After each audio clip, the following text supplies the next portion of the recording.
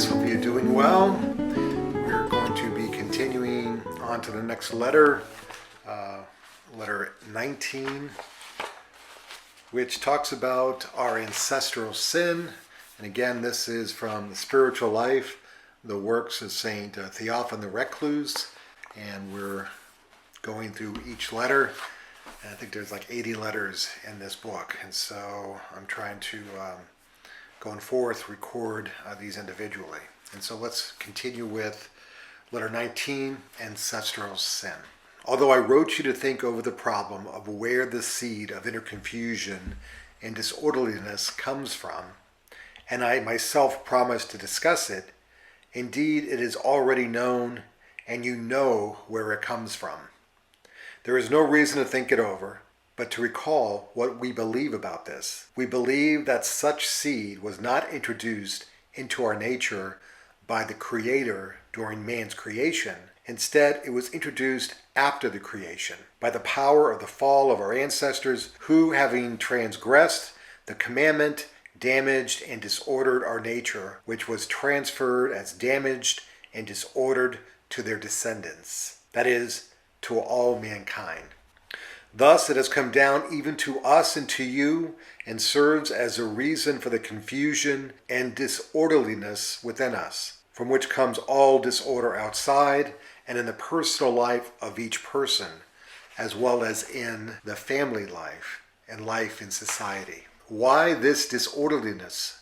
Although the seed of it is received by us at birth, it is not natural to us. It does not belong to human nature in such a way that without it, a human being is not a human being. On the contrary, without it, a human being becomes a true human being.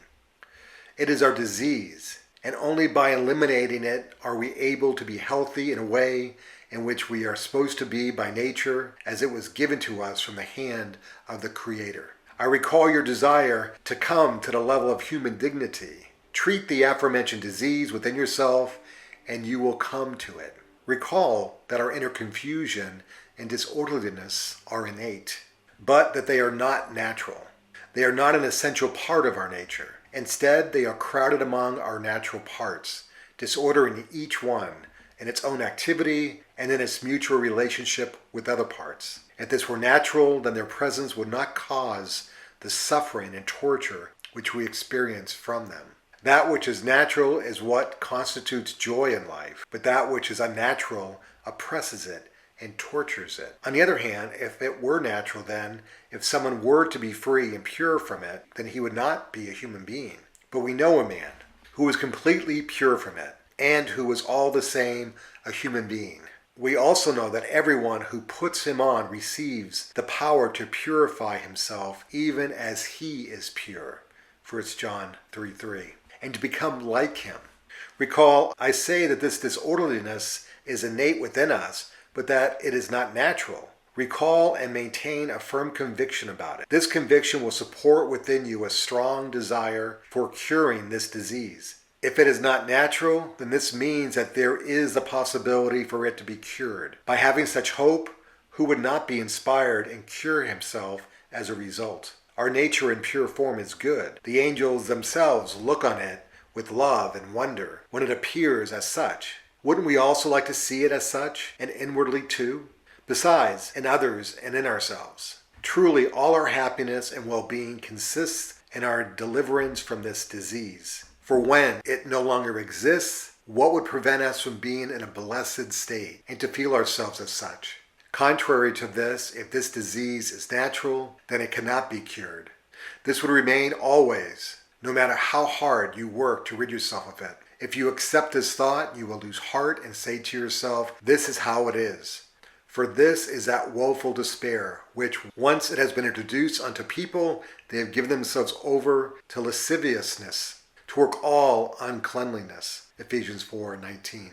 I will repeat again, maintain the conviction that our disorderliness is not natural to us, and do not listen to those who say it is no use talking about it, because that is just how we are made, and you cannot do anything about it. This is not how we are made, and if we undertake to cure ourselves, then we will be able to do something about it. I'm telling you all this to inspire you to undertake this, and so that you will not subject yourself again to such torments as you experienced, but instead cut off the very possibility of such. It should be considered how this may be achieved. Well, that's a short letter, but it continues on to letter 20, disturbance and the nature of man.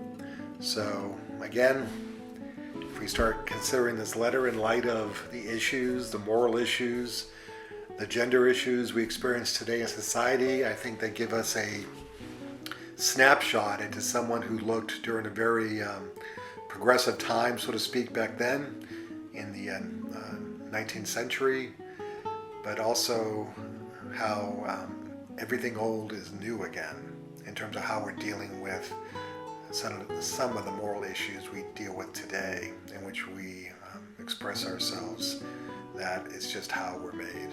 So anyways, hopefully this is encouraging to you to continue on, and we'll talk to you on the next Orthodox Gardener.